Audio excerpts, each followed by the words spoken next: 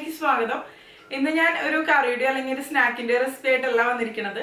Pressure കുക്കറിൽ എങ്ങനെയാണ് നല്ല പെർഫെക്റ്റ് ആയിട്ട് മട്ട റൈസ് വേവിച്ചെടുക്കാന്നാണ് കാണിക്കുന്നത്. ഇത് ബാച്ചിലേഴ്സിനും അതുപോലെ തന്നെ ബിഗിനേഴ്സിനും ഒക്കെ യൂസ്ഫുൾ ആയിരിക്കുന്നതാണ് എനിക്ക് തോന്നുന്നത്. ഒരുപാട് പേര് ചോദിച്ചൊരു ഐറ്റം തന്നെയായിരുന്നു. അതാണ് ഞാനൊരു വീഡിയോ ആയിട്ട് ചെയ്യാമെന്ന് വിചാരിച്ചത്. അതിനു മുമ്പ് ആദ്യമായിട്ടാണ് നിങ്ങൾ എൻ്റെ ചാനൽ കാണുന്നതെങ്കിൽ ഒന്ന് സബ്സ്ക്രൈബ് ചെയ്തോളൂട്ടോ. സബ്സ്ക്രൈബ് ചെയ്താൽ മാത്രമാണ് ഞാൻ അപ്ലോഡ് ചെയ്യുന്ന വീഡിയോസിന്റെ നോട്ടിഫിക്കേഷൻസ് നിങ്ങൾക്ക് കിട്ടുള്ളൂ കേട്ടോ. കൂടെ ബെല്ലൈക്കൺ ഒന്ന് പ്രസ് ചെയ്യാം. അപ്പൊ നമുക്ക് ഇതിങ്ങനെ തയ്യാറാക്കണേ നോക്കാം.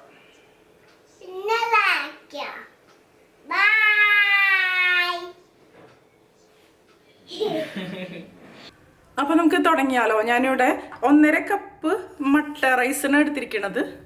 അതായത് റെഡ് റൈസ് എന്നൊക്കെ പറയണ അരി. ഞാനിവിടെ എടുത്തിരിക്കുന്നത് 250 ml കപ്പിലാണ് കേട്ടോ 1.5 കപ്പ് എടുത്തിരിക്കുന്നത്. ഞാൻ ഈ ചോറ് ഉണ്ടാക്കാൻ പോണത് 5 ലിറ്ററിന്റെ പ്രഷർ കുക്കറിലാണ് കേട്ടോ. 5 ലിറ്ററിന്റെ പ്രഷർ കുക്കറിൽ ഉണ്ടാക്കുമ്പോൾ മാക്സിമം 2 കപ്പൊക്കെ വരെ എടുക്കാം നമുക്ക്. അതിനേക്കാളും കുറച്ചും കൂടി കൂടുതൽ 2.25 കപ്പൊക്കെ വരെ എടുക്കാം. പക്ഷെ പെർഫെക്റ്റ് ആയിട്ട് കിട്ടണമെന്നുണ്ടെങ്കിൽ മാക്സിമം 2 കപ്പ് തന്നെയാണ് അതിൽ എടുക്കാൻ പറ്റുള്ളൂ. അതിനേക്കാളും കൂടുതൽ നമ്മൾ 5 ലിറ്ററിന്റെ പ്രഷർ കുക്കറിലൊക്കെ ഉണ്ടാക്കി കഴിഞ്ഞിട്ടുണ്ടെങ്കിൽ കുഴഞ്ഞു പോകാൻ സാധ്യതയുണ്ട്.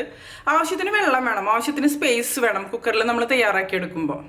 അതിന് ശ്രദ്ധിക്കേണ്ട ഒരു കാര്യം എന്ന് പറയുന്നത്, ഈ അരി നമുക്ക് നന്നായിട്ട് കഴുകിയെടുക്കാം. വേണമെന്നുണ്ടെങ്കിൽ നിങ്ങൾക്ക് ചൂടുവെള്ളം ഉപയോഗിക്കാം. ഞാനിപ്പോൾ സാധാരണ പച്ചവെള്ളം തന്നെയാണ് ഉപയോഗിക്കുന്നത് കേട്ടോ. ഞാനിതിപ്പോൾ കുതിർത്തി എടുക്കണമെന്നില്ല, അല്ലാതെ തന്നെ ഉണ്ടാക്കി എടുക്കണം കേട്ടോ. ഇപ്പം ഞാനിത് നന്നായിട്ട് തന്നെ കഴുകിയെടുത്തിട്ടുണ്ട് കേട്ടോ. കഴുകിയെടുക്കുമ്പോൾ ഒരു 5-6 പ്രാവശ്യമൊക്കെ നന്നായിട്ട് തന്നെ വാഷ് ചെയ്തെടുക്കുക. ഞാനിവിടെ എടുത്തിരിക്കുന്നത് ഡബിൾ ഹോസിൻ്റെ അരിയാണ്. നമ്മൾ എടുക്കണ അരിക്കനുസരിച്ച് കുക്കിംഗ് ടൈമിൽ വ്യത്യാസം ഉണ്ടാവും കേട്ടോ. ഇനി നമുക്കിതൊന്ന് വേവിച്ചെടുക്കാം. ഇപ്പം ഞാൻ ഈ പ്രഷർ കുക്കറിൻ്റെ ഒരു 1/4 ഭാഗത്തോളം വെള്ളം ഒഴിച്ചു കൊടുത്തിട്ടുണ്ട്. ഇനി അരി ഇട്ട് കൊടുക്കുമ്പോൾ കറക്റ്റ് ആവും. പ്രഷർ കുക്കറിൽ വെള്ളം എടുക്കുമ്പോൾ എപ്പോഴും ഒരുപാട് വെള്ളം കൂടി പോയരുത്, അതുപോലെ ഒരുപാട് വെള്ളം കുറയും ചെയ്യരുത്. ഈ പ്രഷർ കുക്കറിൻ്റെ ഏറ്റവും മുകൾ ഭാഗത്തായിട്ട് ഒരു സ്ക്രൂ ഉണ്ട്. അപ്പോൾ അതിൻ്റെ ഒപ്പമാണ് മാക്സിമം വെള്ളം എത്താൻ പാടുള്ളൂ. അതായത് നമ്മൾ അത്രയും വെള്ളമാണ് മാക്സിമം ഒഴിച്ചു കൊടുക്കാൻ പാടുള്ളൂ. അതിന് മുകളിൽ വെള്ളം വന്നു കഴിഞ്ഞാൽ വെള്ളമൊക്കെ പുറത്തോട്ട് പോകാൻ സാധ്യതയുണ്ട് കേട്ടോ. ഇനി വെള്ളം നന്നായിട്ടൊന്ന് തിളച്ചിട്ട് വരട്ടെ. അതിനുശേഷം നമുക്ക് അരി ഇട്ട് കൊടുക്കാം. വേണമെന്നുണ്ടെങ്കിൽ ഒന്ന് അടച്ചു വെക്കുക. അപ്പോൾ പെട്ടെന്ന് തന്നെ ഇത് തിളച്ച് വരും. ഈ പ്രഷർ കുക്കർ ഇപ്പോൾ ഞാനൊരു 9 വർഷത്തോളമായിട്ട് ഉപയോഗിക്കുന്നത് തന്നെയാണ്. ആദ്യമൊക്കെ ചോറുണ്ടാക്കുന്ന സമയത്ത് എനിക്ക് ഭയങ്കര പേടിയായിരുന്നു കുക്കറിൽ ഉണ്ടാക്കാൻ. ഇപ്പോൾ കല്യാണം കഴിഞ്ഞിട്ട് പിന്നെ ഒറ്റയ്ക്കൊക്കെ താമസിക്കുന്ന സമയത്ത് ആദ്യമായിട്ടൊക്കെ ചോറുണ്ടാക്കുമ്പോൾ പ്രത്യേകിച്ച് എങ്ങനെ ഉണ്ടാക്കുക എന്താന്ന് പോലെ അറിയില്ലായിരുന്നു. അപ്പോൾ ആ സമയത്തൊക്കെ ചോറുണ്ടാക്കുന്ന സമയത്ത് ഞാൻ ഇതിൻ്റെ കൂടെ തന്നെ നിൽക്കുമായിരുന്നു. ഇത് എന്താ പറയുക, പുറത്തോട്ട് വരൂ, അങ്ങനെ പല പേടികളായിരുന്നു. പിന്നെ കുക്കറൊക്കെ ഉപയോഗിക്കുമ്പോൾ, അതായത് ബിഗിനേഴ്സിന് അല്ലാന്നുണ്ടെങ്കിൽ ബാച്ചിലേഴ്സിനൊക്കെ വേണ്ടിയിട്ടാണ് ഇത് പറയണത്. ഇപ്പോൾ സാധാരണ ഉണ്ടാക്കുന്നവർക്ക് ഇത് വലിയ എന്താ പറയുക പുതുമയുള്ള കാര്യമൊന്നും ആയിരിക്കില്ല. എപ്പോഴും ഈ ഒരു ഭാഗത്ത് അഴുക്കൊന്നും ഇല്ല എന്ന് ഉറപ്പ് വരുത്താം. ഒന്ന് ഊതി കൊടുത്താൽ മതി, അതിനുശേഷം വാഷ് ചെയ്തെടുത്താൽ മതി. അതുപോലെ ലൈറ്റിൻ്റെ ഭാഗത്തേക്ക് വെച്ചിട്ട്, അതായത് ട്യൂബ് ലൈറ്റിൻ്റെ ഒക്കെ ഭാഗത്തേക്ക് വെച്ചിട്ട് ഒന്നൊന്ന് നോക്കുക. അപ്പം എന്താ പറയുക, നമുക്കിത് കറക്റ്റായിട്ട് കാണണമെന്നുണ്ടെങ്കിൽ ഇതിൻ്റെ ഉള്ളിൽ അഴുക്കോ അങ്ങനെയൊന്നും ഉണ്ടാവില്ല. അല്ലെങ്കിൽ നമ്മൾ എന്തെങ്കിലും അരിയോ എന്തെങ്കിലുമൊക്കെ കുക്ക് ചെയ്തിട്ട് അതിൻ്റെ ഭാഗങ്ങളൊക്കെ ചിലപ്പോൾ ഇതിൻ്റെ ഉള്ളിൽ ഉണ്ടെന്നുണ്ടെങ്കിൽ അപകടങ്ങൾ ഉണ്ടാവാൻ സാധ്യതയുണ്ട്. എപ്പോഴും കുക്കിംഗ് ഒക്കെ ചെയ്യുമ്പോൾ നമ്മുടെ സേഫ്റ്റി തന്നെയാണ് ഇമ്പോർട്ടൻറ്റ്. കുക്കിംഗ് ഒക്കെ എന്താ പറയുക സെക്കൻഡറി ആയിട്ട് വരുന്നത് തന്നെയാണ്. അപ്പോൾ നമ്മളെപ്പോഴും സേഫ് ആയിട്ടിരിക്കുക. അത് കഴിഞ്ഞിട്ട് കുക്കിങ്ങിനൊക്കെ ഇമ്പോർട്ടൻസ് ഉള്ളൂ. പിന്നെ ഞാൻ കണ്ടിട്ടുണ്ട് പലരും എന്താ പറയുക കുക്കറിൽ വെക്കണത് ഇഷ്ടമല്ല എന്ന് പറഞ്ഞിട്ട് പലരും അല്ലാതെ പാത്രത്തിലൊക്കെ ഗ്യാസ് സ്റ്റോപ്പിലൊക്കെ വെക്കണത് കണ്ടിട്ടുണ്ട് അരി. പക്ഷേ എനിക്ക് ഈ ഒരു രീതിയിൽ ഉണ്ടാക്കി കണ്ടിട്ട് എനിക്ക് പ്രത്യേകിച്ച് പ്രശ്നമൊന്നും തോന്നിയില്ല. കുഴഞ്ഞു പോയി ആ ഒരു രീതിയിലൊന്നും വന്നിട്ടില്ല. പക്ഷെ ആദ്യമൊക്കെ കല്യാണം കഴിഞ്ഞ സമയത്തൊക്കെ ഉണ്ടാക്കിയപ്പോൾ പല പ്രശ്നങ്ങളൊക്കെ സംഭവിച്ചിട്ടുണ്ട്. പക്ഷെ ഒരുപാട് പ്രാവശ്യം ഉണ്ടാക്കി അത് പഠിച്ചു. നമ്മൾ തെറ്റുകളിൽ നിന്നാണല്ലോ ഓരോന്ന് പഠിക്കുക. ആദ്യമൊക്കെ ഉണ്ടാക്കുമ്പോൾ ചിലപ്പോൾ കുഴഞ്ഞു പോകാറുണ്ട്, കറക്റ്റായിട്ട് ചിലപ്പോൾ കുക്കായി ഉണ്ടാവില്ല, പിന്നെ വീണ്ടും വേവിച്ചെടുക്കും. അങ്ങനെ പലതും സംഭവിച്ചിട്ടുണ്ട് ആദ്യകാലങ്ങളിലൊക്കെ. പിന്നെ നമ്മൾ എടുക്കണ അരിയുടെ ഒരു വേവ് നമുക്ക് കറക്റ്റായിട്ട് മനസ്സിലാക്കി കഴിഞ്ഞിട്ടുണ്ടെങ്കിൽ പിന്നെ ബുദ്ധിമുട്ടുണ്ടാവില്ല. അതിപ്പോൾ ഒരു ബ്രാൻഡ് തന്നെയാണെന്നുണ്ടെങ്കിൽ നമ്മൾ ചിലപ്പോൾ പല പ്രാവശ്യം വാങ്ങിക്കണത് വേവിലൊക്കെ ചിലപ്പോൾ വ്യത്യാസം ഉണ്ടാവാം. അപ്പോൾ അത് ഇമ്പോർട്ടൻ്റ് ആണ്. നമ്മൾ വാങ്ങിക്കണ അരിയുടെ ഒരു കുക്കിംഗ് ടൈം എന്ന് പറയുന്നത് അത് 1-2 പ്രാവശ്യം ചെയ്യുമ്പോൾ നമുക്ക് മനസ്സിലാവും. എൻ്റെ വീട്ടിലൊക്കെ ഇപ്പോഴും പറയണമെന്നുണ്ടെങ്കിൽ അടുപ്പിൽ, അതായത് വിറകടുപ്പിൽ തന്നെയാണ് ചോറുണ്ടാക്കുക. അതായത് ഒരു ട്രഡീഷണൽ രീതിയിൽ തന്നെയാണ് ഇപ്പോഴും ഉണ്ടാക്കുക. ചോറുണ്ടാക്കിയിട്ട് ഊറ്റിയെടുക്കുക, അതായത് കയ്യിൽ കൊട്ട കൊണ്ടൊക്കെ ഊറ്റിയെടുക്കില്ല, ആ ഒരു രീതിയിൽ തന്നെയാണ് ഇപ്പോഴും ചെയ്യണം. പക്ഷെ നമുക്ക് പുറത്തുള്ളവർക്കൊന്നും ആ ഒരു രീതി ഫോളോ ചെയ്യാൻ പറ്റില്ല. വിറകടുപ്പ് കാര്യങ്ങളൊന്നും ഇല്ലല്ലോ ആർക്കും. പിന്നെ അതാകുമ്പോൾ കുറച്ചും കൂടി ബുദ്ധിമുട്ടാണെന്ന് ആണ്. ഇതാകുമ്പോൾ കുറച്ചും കൂടി എളുപ്പമാണ്.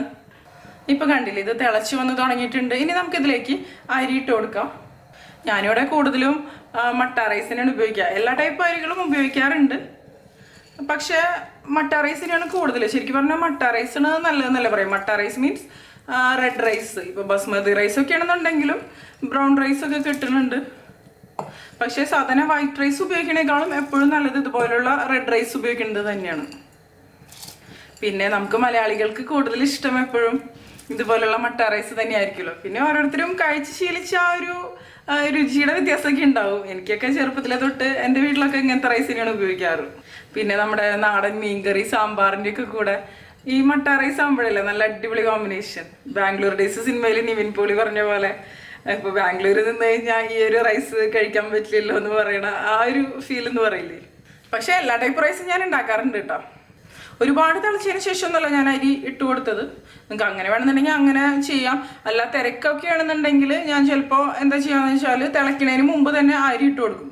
അതിനുശേഷം അടച്ചു വെച്ച് വെയിറ്റ് ഇട്ടിട്ട് അങ്ങനെയാകുമ്പോഴും എനിക്ക് കുഴപ്പമൊന്നും ഉണ്ടാവാറില്ല. പെർഫെക്റ്റ് ആയിട്ട് തന്നെ വരാറുണ്ട്. അങ്ങനെ വലിയ വ്യത്യാസങ്ങളൊന്നും വരാറില്ല.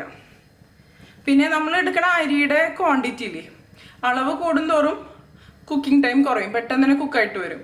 ചെറിയൊരു അളവൊക്കെ നമ്മൾ അരി എടുത്തിട്ടുള്ളൂ എന്നുണ്ടെങ്കിൽ കുക്കായിട്ട് വരാൻ കുറച്ചും കൂടി സമയം എടുക്കും. ഇതിപ്പോൾ നന്നായിട്ട് തന്നെ തിളച്ച് വന്നിട്ടുണ്ട്. നമുക്കിനി ഇത് അടച്ചു വെക്കാം കേട്ടോ. ചിലർ ഇതിൽ നിന്ന് എയർ വന്നതിന് ശേഷം മാത്രമാണ് വെയിറ്റ് ഇട്ട് കൊടുക്കുള്ളൂ. ഞാനിപ്പോൾ അങ്ങനെയൊന്നും ചെയ്യാറില്ല, അല്ലാതെ തന്നെ വെയിറ്റ് ഇട്ട് കൊടുക്കുകയാണ് ചെയ്യാറ്. ഇപ്പോൾ ഈ വെയിറ്റ് ഇട്ട് കൊടുക്കുമ്പോൾ ഇതിൻ്റെ ഉള്ളിൽ എന്തെങ്കിലും ഉണ്ടോ എന്നൊക്കെ ചെക്ക് ചെയ്യാം.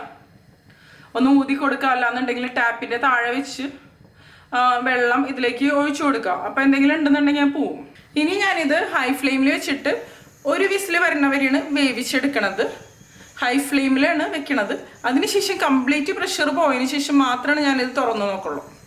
അതായത് കംപ്ലീറ്റ് പ്രഷർ പോയതിന് ശേഷം നമ്മളിത് ഒരുപാട് തണുക്കണ വരെ വെക്കരുത് കേട്ടോ.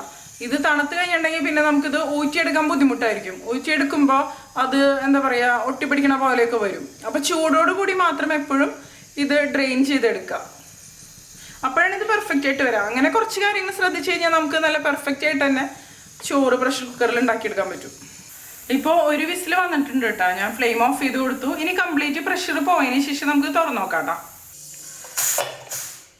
ഇപ്പോൾ ഈ പ്രഷർ കുക്കറിൻ്റെ കംപ്ലീറ്റ് പ്രഷർ പോയിട്ടുണ്ട് കേട്ടോ. നമുക്കിനി ഇതൊന്ന് തുറന്നു നോക്കാം.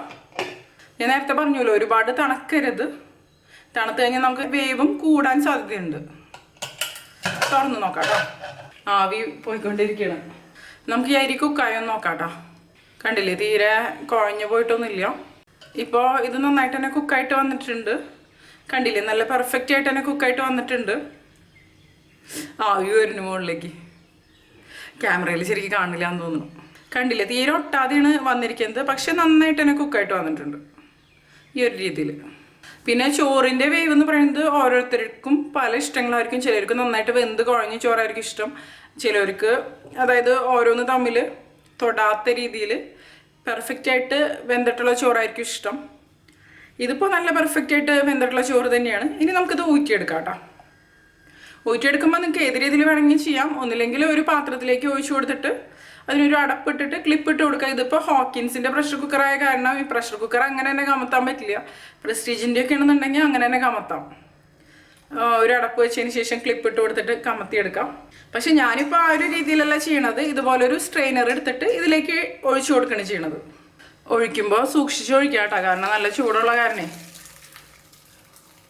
ഇപ്പോൾ മൊത്തത്തിൽ ഇങ്ങനെ ഒഴിക്കാൻ പറ്റിയില്ല എന്നുണ്ടെങ്കിൽ ഇതുപോലെ ഇട്ട് കൊടുത്താലും മതി. അതിപ്പോൾ എങ്ങനെയാണെന്ന് വെച്ചാൽ നമ്മുടെ സൗകര്യത്തിനനുസരിച്ച് കേട്ടോ. ഈ ചോറ് ഇപ്പോൾ ഞാൻ മൊത്തത്തിൽ ഈ സ്ട്രെയിനറിലേക്ക് ഇട്ട് കൊടുത്തിട്ടുണ്ട്. എടുക്കുമ്പോൾ ഒരു വലിയ പാത്രം എടുക്കാം കേട്ടോ. അതായത് അടിയിൽ വെക്കണ പാത്രം, വലിയ പാത്രം എടുക്കാം.